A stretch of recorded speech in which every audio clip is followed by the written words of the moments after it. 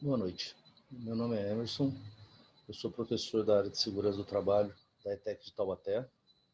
Me pediram para mim falar com vocês sobre proteção respiratória, então eu resolvi fazer uma forma bem clara, bem rápida, melhor, uma explicação sobre segurança, sobre o uso das máscaras, o histórico dela, até chegar nesse uso dos Covids, né? Então a gente vai falar desde quando começou, na época da peste negra, subiu para a Revolução Industrial, vamos passar nas guerras, vamos falar um pouco sobre a proteção aqui no Brasil, sobre os tipos de máscaras que nós temos, a forma de utilizar e, por último, passar um vídeo para vocês tentarem entender essa diferença. O pessoal fala de N95 e da PFF1, PFF2 e 3 que tem no Brasil, né? Padrões diferentes. Então, vamos ver se a gente consegue tirar essa dúvida de vocês. Vamos lá, então. Abrindo aqui.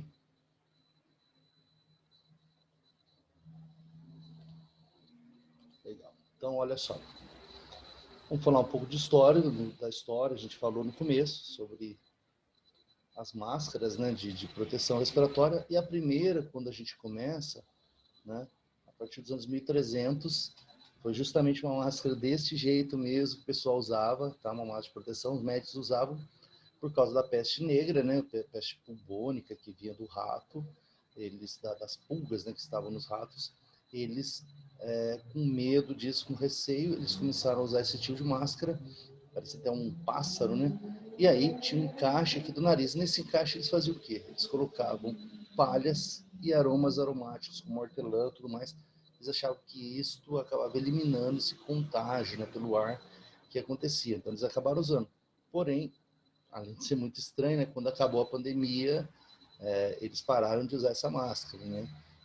Os médicos. Mas se a gente pesquisar na internet, a gente encontra vários desse tipo, até em filmes que eles utilizavam, era feito de couro, um produto assim que acabava tendo um controle certinho. A partir dos anos 1800, quando teve a Revolução Industrial, o que aconteceu? Uma produção desenfreada, e aí os trabalhadores de fábrica começaram a usar as máscaras para evitar o quê? Contato com partículas que ficavam impostas no ar da produção. Então era um contato muito grande, muita fuligem, muitos fumos metálicos, tudo mais, poeiras. Então eles tinham muitos problemas, né, problemas pulmonares, tudo mais. Ainda mais que era de carvão, que era as queimas feitas de energia, então eles acabavam usando para tentar fazer uma proteção maior. E aí, seguindo nesse ritmo, em 1897, o cirurgião francês Paul Berger foi o primeiro médico a usar a máscara durante uma operação. Por quê? Porque ele descobriu, através do bacteriologista Carl Flüger, que as bactérias da saliva poderiam causar doenças e ele poderia contaminar o paciente por causa das bactérias. Então, quando a gente vê esses estudos, quando você vai no dentista, o médico coloca máscara, o, quando vai fazer uma cirurgia, os médicos estão colocando máscara, é para isso. É uma forma de proteger, porque quando está tudo exposto, a contaminação por bactérias pode ser muito maior, né? E em 1918, durante a epidemia da gripe espanhola, os médicos voltaram a usar as máscaras por causa de proteção também, perceber esse controle, e como acontece até agora, né, em algumas cidades como Seattle, tornar-se obrigatório durante esse período, ou seja, era obrigatório para ser feito. A gente tem uma conotação daquela época com agora, tá? Na Segunda Guerra Mundial, por causa dos campos de batalha, gerava muitos fumos, muitos aerodispersóides, muitos produtos altamente tóxicos, né? Então, eles criaram algumas máscaras como estão aqui, né? Então, a primeira e a segunda, um filtro eletrostático de altamente eficiência contra particulares, ou seja, e a base das máscaras que nós temos hoje. Então, você tem aquela máscara, ela tem uma proteção eletrostática que acaba segurando os vírus, bactérias, poeiras, fumos metálicos que acaba acontecendo. O filtro acaba segurando quando você coloca. Essa é uma condição que a gente tem, né? Uma base até agora. Eletrostático, quando você faz, é quando você faz aquele polo positivo com negativo. Então, ele atrai os vírus, atrai todos os fumos para aquele filtro, ele não passa. Então, se você tem ali, mesmo tem um particulado um pouquinho maior, ele acaba contraindo isso, trazendo isso para a máscara, ficando ali presa naquela máscara. Por isso que com o tempo a gente vai usando e tem que ser trocado, né? E aí, em 1930, Hansen, ele usava fibra, desenvolveu um filtro usando fibra de lã de carneiro impregnada com resina de breu. E a eficiência é de 99,9% de purificar o ar. Então, parece uma coisa estranha, mas era eficiente. Tá? E aí a gente tem algumas situações que a gente está falando de vírus, a gente fala de máscara, a gente tem muito problema também na população. Olha só, a poluição. Como a gente já falou, do século XVIII, o pessoal usava, então você tinha muito poluição. E aí, essa poluição de atmosfera chama-se conhecido como smog. É o que a gente tem aqui, ó. Poeiras, quando a gente olha, você vê São Paulo mostrando aquelas poeiras de poluição, isso aqui, ó, essa condição muito grande. E naquela época, eu falei, as famílias usavam fumar, aumentava à medida que as fábricas expediam fumaça e as famílias mantinham seus fogões a carvão. Então isso acaba acontecendo muito. O que acontece muito usando carvão? Você pega a China, ainda tem muitos lugares que ainda usam carvão. Então, a gente tem essa condição e aí forma esse smog, essa condição. Você imagina o carvão direto, como é que fica o ambiente, né? Uma relação muito grande. E aí essa fumaça, ela, nos invernos ela engrossa quanto mais, porque daí não tem tanta dissipação, fica muito, o local desce e aí você acaba tendo uma condição muito, uma fumaça amarela acinzentada, né? Como está aqui, dá muito problema respiratório. A gente acontece muito isso no inverno, até aqui no Brasil a gente sente isso, né? Imagina países que ainda trabalham com a queima de carvão. E aí, ó, quando a gente fala dessa condição, em 1952, ó, entre o dia 5 e 9 de dezembro, ou seja, 4 dias, pelo menos 4.000 pessoas morreram em virtude de poluição. 4.000 pessoas, 1.000 por dia. E estima-se que mais de 8.000 tenham morrido em meses depois. Porque tem algumas doenças pulmonares que vão com o tempo, vai piorando, vai tendo problemas, vai agravando o pulmão, e aí a pessoa passa mal, foi morrendo. Então, é essa unidade que estimam-se em relação à poluição. Isso em 1800. Então, a gente fala de poluição, uma situação que a gente vive, que naquela época ainda era muito grande. Então, a gente tem que ter esses controles, tá? E a gente pega assim, um exemplo como no Japão, né, eles já têm esse hábito de usar essas máscaras, né? Mesmo antes dessa pandemia, eles já usavam por quê? Porque faz parte da cultura. Porque as pessoas usam máscara quando estão gripadas, de uma forma de não contaminar os outros, principalmente onde há aglomeração. Se você pegar uns filmes antigos, algumas reportagens, você vê sempre algumas pessoas assim desse jeito. Ou seja, é uma forma de respeito, né, que eles utilizam essa máscara para não passar. E mesmo quem não está doente, às vezes usa a máscara para prevenir de doenças contagiosas. Ou seja, não pegar também. Então, quem está doente usa e quem não está, mas quer se prevenir também acaba usando. Então, a gente tem esse controle de grandes aglomerações e tudo mais. Não é quando a gente fala agora, tá fazendo. É uma condição cultural, né? Não estou questionando que pode ou não, mas é a coisa que acaba tendo. No Brasil, a partir de 1925, a criação da Petrobras, surgiram novos riscos respiratórios que a gente tinha, então começou a ter exigências de alguns equipamentos de proteção, então começou a vir algumas fábricas para cá para fazer os respiradores. Eu não sei se vocês lembram, os mais antigos, antes, quando estava na fábrica, década de 70, 60, 80, tinha que fazer um negócio chamado abreografia, ou seja, um raio-x do pulmão, para a pessoa ver como é que era o pulmão, porque tinha muitas pessoas que tinham problemas, né, pulmonares, respiratórios.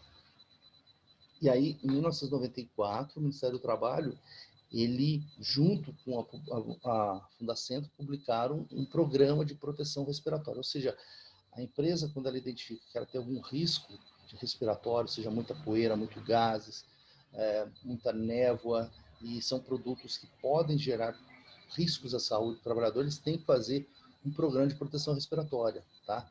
Envolvendo todos os trabalhos, todos os exames que são feitos, né? E aí você tem a publicação da quarta e última, que foi a que nós fizemos, que é justamente isso aqui que a gente encontra. Isso, ele fica liberado para as pessoas, o programa de proteção, ou seja, quando a empresa vai usar, a forma que ela tem que usar. Então, é uma condição que está aí, está aberto, que a grande maioria não conhece, né? Então, vamos falar um pouco de tipos de contaminantes que a gente pode ter, que envolve também os vírus, nós a gente tem. Ou seja, pode ser por poeiras, pode ser por névoas, pode ser por fumos, pode ser por vapores e pode ser por gases. O que é isso? Vamos lá para vocês entenderem. Poeira, como a gente tem aqui no desenho aqui, ó, formada quando um material sólido é quebrado, moído ou triturado. Então, a gente forma aquela poeira, ele está moído, triturado, está ali. Quanto menor a partícula, mais tempo ficará suspensa no ar, sendo maior chance de ser inalado. Ou seja, a poeira dá muito um negócio chamado silicose, que vai grudando, impregnando no pulmão e a pessoa acaba tendo problema respiratório. muitas vezes tem que usar, o pulmão vai endurecendo, ele não consegue expandir e contrair para a respiração. Tá? A gente tem as névoas, são pequenas gotículas usadas para criar operações de spray. A gente tem um exemplo, uma pintura, né? São névoas que acabam saindo. Né? A gente tem os fumos, que ocorrem pelo metal fundido, ou seja, ele é aquecido e vaporiza e respira rapidamente. Então, você gera esses fumos metálicos que você tem. Você tem os vapores, são substâncias que evaporam de um líquido ou um sólido na mesma forma que a água, ou seja, transforma em vapor de água. Então, você tem essa condição, os vapores. Geralmente são catalisados pelos odores, você percebe aquilo ali pelos odores que eles têm, né? Você tem os gases, né? Esses gases são substâncias que temperatura ambiente, ó, estão no estado gasoso, mas eles são invisíveis, essa concentração, e pode expandir. Mas a gente tem aqui os gases, que vou pensar aqui, um botijão de gás vazando, a gente sente o cheiro porque o gás ele tem um produto chamado mercaptano ali, então ele acaba tendo esse cheiro, senão ele não tem cheiro nenhum. E aí existe o risco, quando você tem uma chama, de explodir isso daí, os gases expandir e gerar uma explosão, né? Essa é a condição. A gente tem umas condições, a gente está falando de tudo isso de fundo, mas como é que isso pode entrar no nosso organismo? 3 maneiras principais. No sistema respiratório, a gente está respirando pelo nariz, pelo gastrointestinal, ou seja, pela boca, que vai vir para o estômago, mas vai gerar tudo isso daqui, e pelos poros da pele, né? Então, por isso a gente tem que sempre estar protegido disso daí. A gente vê até desse coronavírus, a gente fala, tem problema de respiratório, a pele, contato, tudo mais. São essas condições que a gente acaba tendo, tá? Então, é onde mais a gente tem essas penetrações de contaminantes. Algumas doenças que podem ocorrer, né? Com esses particulados, mas, ou seja, silicose, essa sílica, poeira no pulmão, o amianto da asbestose, carvão, antracose, fibras de algodão, abicinose, pó de ferro, siderose, algumas pneumonias alérgicas, dependendo da condição que você tem. Desenvolvimento de câncer pode acontecer com alguns produtos químicos que acabam gerando vapores, né, a gente acaba tendo, e alguns problemas no sistema nervoso central, que também os produtos químicos podem acontecer. Então, essas doenças podem acontecer, vai vir para o nosso pulmão de infecção, que a gente começa a ter uma respiração disso daí. E aí, vamos lá, que a gente tem alguns respiradores, eu tenho a PFF1, 2 e 3, 3, tem carvão e ativado também. Então, quais são as infecções? O que é PFF? A gente vai falando assim, KN95, N95, né? Quais são as diferenças que você tem, né? Aqui no Brasil é PFF, ou seja, peça facial filtrante. Né? Ou seja, essa é a condição que a gente tem. Isso chama, por exemplo, PFF 1, 2 e 3, que a gente tem, dependendo do filtro que a gente vai utilizar. Tá? Então, essa condição que a gente consegue verificar, tudo mais, a gente tem alguns riscos. Vamos colocar aqui, ó. A PFF1, ela é para gases, fumos, gases e vapores, né? Então, ela possui uma eficiência de 80%, tá? E tem uma penetração máxima de 20%, máxima de 20%, tá? Ou seja, você consegue reduzir bastante. A PFF2, ela tem eficiência mínima de 94%, tem uma penetração máxima de 6%, ou seja, esse aqui também aceita fumos metálicos, tá? A gente tem a PFF3 também, que ela usa para condições nucleicas, ou seja, e ela tem uma absorção de 99%, ou seja, uma eficiência muito maior. Então, a gente tem esses 3 tipos, tá? De controle, dependendo do que nós vamos utilizar. O que é recomendável sempre é PFF2 ou acima, né? Eles mal falam da PFF3, mas também tem para ser utilizado. Então, as máscaras, quando a gente tem, olha só um exemplo aqui, as máscaras domésticas, ela é proteção para o usuário? Não tem muito. Tem mais pessoas? Tem uma certa barreira. Máscara cirúrgica, pô, mesma coisa, mudou, só melhorou um pouquinho a proteção nossa de quem está usando. A PFF3 com válvula, ela é boa para o usuário, mas ela não é tão boa, por quê? Por causa dessa saída aqui da válvula, acaba saindo um pouco de vírus para fazer de respiração. Então, quem está do lado pode ter algum problema, né? A gente tem PFF2 também, PFF1 somente para o usuário, ou seja, tem uma proteção menor, ele é mais limitada. E aqui você tem as PFF3, PFF2 e PFF1. Tá vendo? Aqui PFF2 está até N95, tá? A PFF3, ó, ela quer ter 99%, ela é boa para o usuário e boa para a pessoa. Ou seja, é uma proteção filtrante, ó, indicada para micro-organismos infecciosos, protege e elimina a propagação de gotículas e contágio.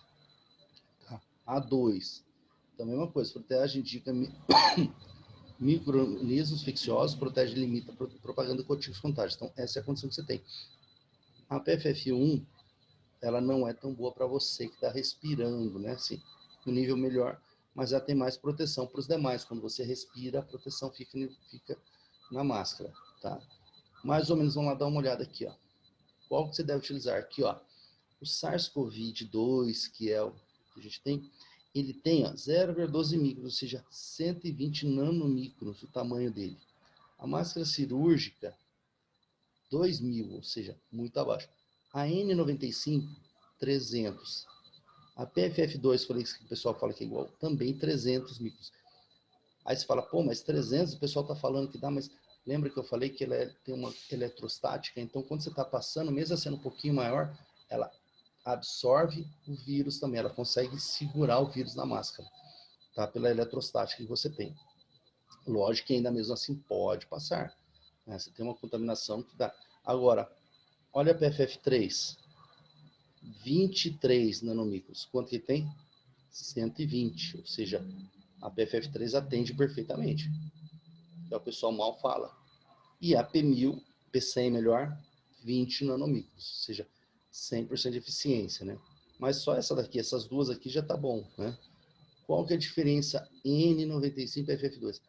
A única diferença que tem é a seguinte, N95 é norte-americana e eles falam que absorve até 95%. A PFF2, ela é nacional, né? E ela atende até, pela recomendação pelos laboratórios, 94%. Porém, se ela tem os mesmos tamanhos, eu acho que é questão de avaliações de laboratórios. Tá? Como é que a gente coloca? Tá vendo? Você tem que pegar ela, colocar de lado, pega uma máscara, coloca primeiro em cima, depois você coloca embaixo, nariz, dá uma distância para entrar certo. Ele tem um ferrinho aqui, ó. Você vai apertar ele aqui para formar no nariz e vai respirar. Você faz, puxa e solta. Para quê? Para que isso fique certinho e aí você pode usar. Tá vendo na lateral você tem? Você pode usar com óculos que não embaça. Você colocou direito, não é para sair nada. No começo, quando a gente não está acostumado com isso, a gente vai sentir, primeiro, elástico muito apertado, vai sentir meio abafado para respirar, porque você vai puxar um pouquinho mais. Mas olha, depois que a gente acostuma, a gente não troca. Eu não troco, eu só ando com uma dessa. Uma PFF2, para mim é tranquilo, eu acho muito boa. Então, essa é a condição para a gente fazer. Aqui a gente tem um vídeo que vai mostrar sobre as máscaras, como a gente usa um pouco mais, ou seja, justamente o que eu falei, ele vai falar de uma forma explicando um pouco mais, talvez tirar um pouco mais de dúvidas com alguns exemplos para vocês. Vamos lá, então. Antes de março de 2020, muito provavelmente você não sabia o que era uma máscara N95 ou PFF2, ou pelo menos não pensava sobre elas, a menos que estivesse fazendo uma reforma de uma casa muito empoeirada ou que morasse em uma parte do mundo com muita poluição ou fumaça de incêndios florestais. E ao aprender sobre essas máscaras, você pode pensar, como eu pensava, que uma máscara N95 é basicamente uma peneira muito fina, uma malha de tecido com aberturas tão pequenas que a poeira e outras partículas transportadas pelo ar não seriam capazes de passar. Uma peneira filtra partículas maiores que suas aberturas, e não partículas menores. Portanto, com uma máscara, você esperaria que, após um certo ponto, partículas pequenas o suficiente passassem. Mas não é assim que as máscaras N95 funcionam. As partículas que elas filtram são geralmente muito menores do que os espaços entre os fios do tecido da máscara. Uma máscara N95 é realmente muito boa em filtrar tanto partículas maiores quanto as menores. São as partículas pequenas de tamanho médio que são as mais difíceis de bloquear. Isso não é nada parecido com uma peneira. Na verdade, as máscaras N95 são muito mais inteligentes. O objetivo geral da N95 é conseguir fazer com que uma partícula aerossol toque uma fibra de tecido da máscara. Independentemente do tamanho de uma partícula aerossol, uma vez que ela toca uma fibra, ela permanece presa a ela e deixa de se propagar novamente pelo ar. E nisso não há nada de especial nas fibras do tecido, mas sim no tamanho das partículas. Em uma escala microscópica, tudo é meio grudento, porque as forças atrativas fracas entre as moléculas são fortes o suficiente para deixar as pequenas coisas grudadas. Então, você não deve pensar nas máscaras N95 como uma tela fina na janela que deixa alguns insetos do lado de fora. Você deve considerá-las mais como uma teia de aranha grudenta que pode pegar um inseto de qualquer tamanho, desde que ele toque um fio dessa teia. E assim, essas máscaras usam um monte de conhecimento de física e truques mecânicos diferentes para fazer as partículas tocarem as fibras do seu tecido. Muitas teias de aranha são melhores do que uma. Ao contrário de uma peneira em que o empilhamento de muitas peneiras idênticas não melhora em nada a filtragem, mais camadas de fibras de tecido grudento significam mais chances das partículas ficarem presas. E a probabilidade delas atingirem ou não uma fibra depende em grande parte do seu tamanho. Partículas maiores que 1/1000 de milímetro viajam basicamente em linha reta, devido à sua inércia. E já que existem várias camadas de fibra, sua trajetória em linha reta garante que ela acerte uma fibra do tecido e grude nela. Partículas aerossóis que são muito, muito pequenas são tão leves que as colisões com as moléculas de ar as fazem quicar, então elas se movem com um padrão de zigue-zague aleatório, conhecido como movimento browniano. Esse zigue-zague também torna muito provável que uma partícula acerte uma fibra e grude no tecido. Partículas de tamanhos intermediários são as mais difíceis de filtrar, isso porque elas não viajam em linha reta e também não quicam aleatoriamente por aí. Em vez disso, elas são carregadas junto com o ar, conforme ele flui por volta das fibras, o que significa que é mais provável que elas passem por entre as fibras e atravessem até mesmo uma máscara de múltiplas camadas. Mas as máscaras N95 têm uma última carta na manga. Elas podem atrair partículas de todos os tamanhos usando um campo elétrico. Na presença de um campo elétrico, até as partículas neutras se polarizam e são atraídas para a fonte do campo.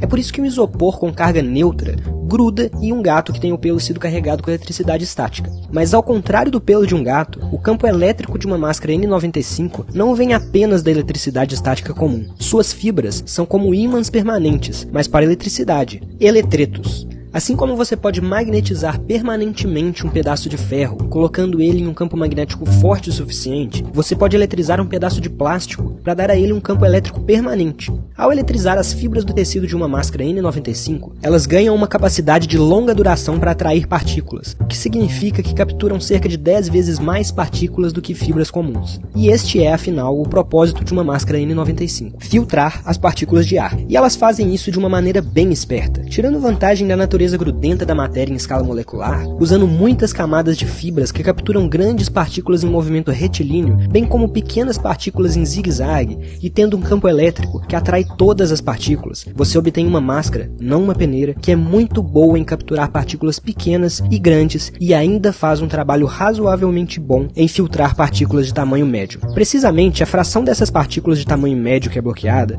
fornece o número da máscara. Se pelo menos 95% dessas partículas forem filtradas, a máscara será classificada como N95. Beleza, agora vamos aos alertas. As máscaras N95 podem ser muito eficazes. Se você ainda não usa esse tipo de máscara, e nós recomendamos que você as use, aqui estão algumas coisas importantes que você deve observar. A maior influência no desempenho de uma máscara N95 não é realmente a máscara, é se você a usa adequadamente. Se uma máscara não estiver totalmente vedada em seu rosto, o ar e as partículas que você está tentando filtrar podem simplesmente ignorar o filtro por completo. Poeira, fumaça, pólen, bactérias e vírus têm tamanhos diferentes e, portanto, são filtrados por máscaras N95 em extensões diferentes. No entanto, os germes das doenças transmitidas pelo ar geralmente não viajam sozinhos. Nós os respiramos ou tossimos em gotículas que possuem uma ampla variedade de tamanhos. Portanto, o tamanho do vírus ou da bactéria em si não é particularmente relevante. As máscaras N95 devem ser descartáveis, mas a demanda da Covid-19 levou a uma escassez global de máscaras N95, e a realidade é que os profissionais de saúde têm que reutilizá-las, e assim descontaminá-las. É importante estar ciente de que certos tipos de descontaminação, por exemplo usando álcool ou líquidos, podem danificar as propriedades eletrostáticas de uma máscara e destruir a capacidade de filtragem, mesmo se a máscara parecer visualmente inalterada. A N95 Decon é uma equipe voluntária de cientistas que desenvolve e compartilha métodos de descontaminação baseados em pesquisas para que as máscaras possam ser reutilizadas durante essa crise. N95 é a nomenclatura para as máscaras que seguem as normas dos Estados Unidos e garantem eficiência mínima de filtragem de 95% das partículas. Mas no Brasil, você encontrará muito mais máscaras PFF2 que seguem as normas brasileiras e europeias. Tudo que foi falado nesse vídeo também vale para os modelos PFF2, exceto que eles garantem uma eficiência mínima de filtragem de 94% das partículas. Nós do Minuto da Física estamos muito felizes e empolgados com o retorno das nossas atividades. Por isso eu quero estender esse clima convidando você a entrar na aba da nossa comunidade aqui no YouTube para interagir mais de perto com a gente. Vai lá e responde a nossa última postagem. Espero que tenham gostado e até breve. Entender que eu quis passar para vocês, essa condição, esse uso de máscara, essa importância que a gente acaba tendo, tanto para a nossa vida, acho que como da área da segurança, eu tenho que também explicar esse uso de máscara que a gente precisa ter, a gente está o tempo inteiro utilizando, essa diferença, o pessoal fala, vem dos Estados Unidos melhor, não é a mesma coisa, tá? Talvez você esteja se perguntando, quanto custa uma máscara dessa? É muito caro. Eu comprei uma semana passada, paguei R$3,50, tá? Uma PFF2 sem válvula, né? Eu usei. Eu recomendo, se alguém não tiver coisa, usar primeiro uma com válvula e depois você utiliza uma sem válvula, pelo menos para acostumar. A gente sabe, não tem tanta proteção, mas mesmo assim ainda é mais do que a máscara de pano que a gente usa.